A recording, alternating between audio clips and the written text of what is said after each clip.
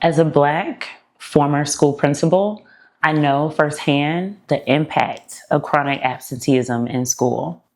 It's not just about empty seats, it's about lost time, lost and missed opportunities, disconnected students, and therefore dim futures. When we think about chronic absenteeism, it's not about us hitting a certain quota to make a checklist. It is about us understanding that students may not be there for way more deeper issues than what the surface may reveal. Those issues sometimes are transportation related. Those issues are sometimes mental health related. Sometimes it's the fact that students don't feel a sense of belonging. They don't see themselves, not just the physical representation in the schools, but they don't feel seen, valued, heard. They don't feel appreciated for their unique voice and the way that they can create a thriving school community. In particular, when we think about not just communities of color, but any communities that are marginalized, specifically, for instance, from poverty, we know that education is a dynamic key lever. We know that it is the reason why futures are dramatically changed. And so when we think about chronic absenteeism, we have to think about it as the problem that it truly is in terms of being a barrier to transforming the lives of young people as we know it. And therefore, we all should care, whether we are full-time educators, whether we are policy advocates, whether we are school principals, superintendents, parents, or just those who care to see young people thrive in this world. We all have a unique opportunity to make a dramatic difference in the lives of a child who is disconnected and disengaged from a local school community. And this, my friends, is the call to action. Number one, it's super important that we understand that this issue didn't happen overnight. And therefore, we have to take the time to study and understand its roots. We must do this work partnering with students themselves. Why? Because our children are brilliant. They're wise. They can tell us exactly why they're not there. And our focus has to not be on just telling them that they should come to school, but asking them when they are there, why they are missing. We have to get to the root causes to understand that students should be our biggest partners in solving this major problem. We have to ask them what can be changed, what can be different to break down the walls and the barriers of them not being there in the first place. We also have to partner with parents. We have to listen to them. We have to understand them, not judge, but take a stance to support them and to support them deeply.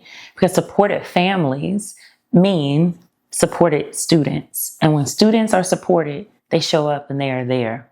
We also have to engage our educators.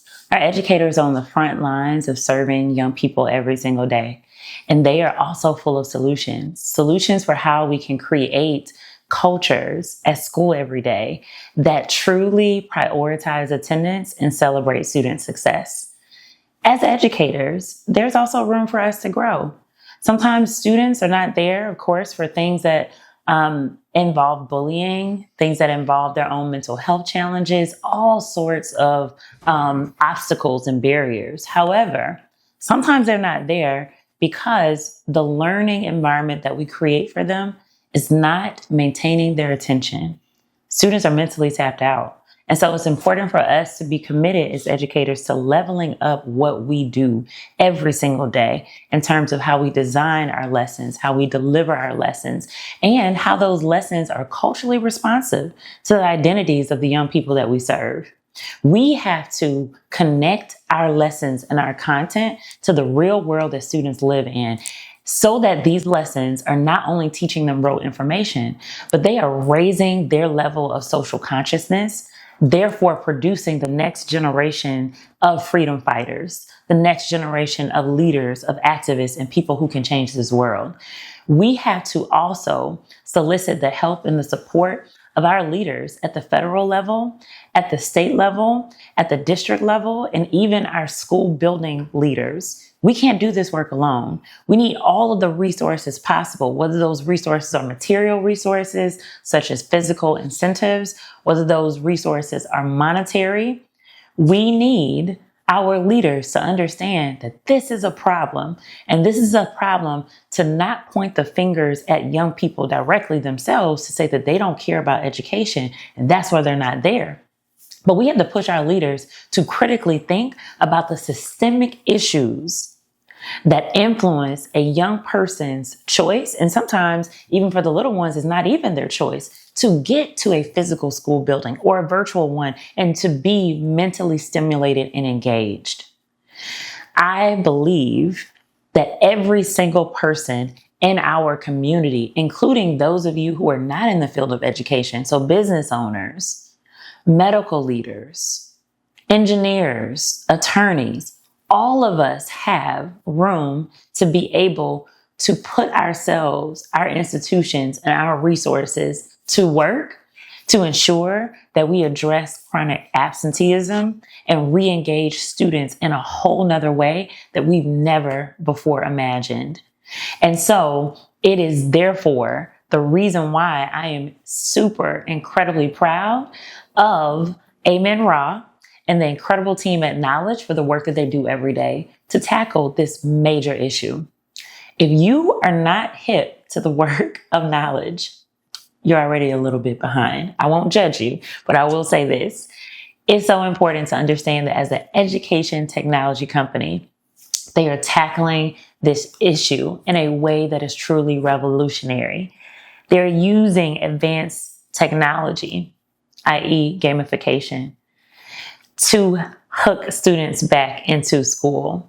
They are directly addressing chronic absenteeism by placing the opportunity for real incentives that kids care about and love to hook them back to coming to school, to not missing school, to loving being there. But they're also pouring meaningful professional development and learning opportunities into educators and school communities so that we not only have the infrastructure to attract students back, but we have the learning conditions and the culture and climate in the schools to keep them there in terms of retention.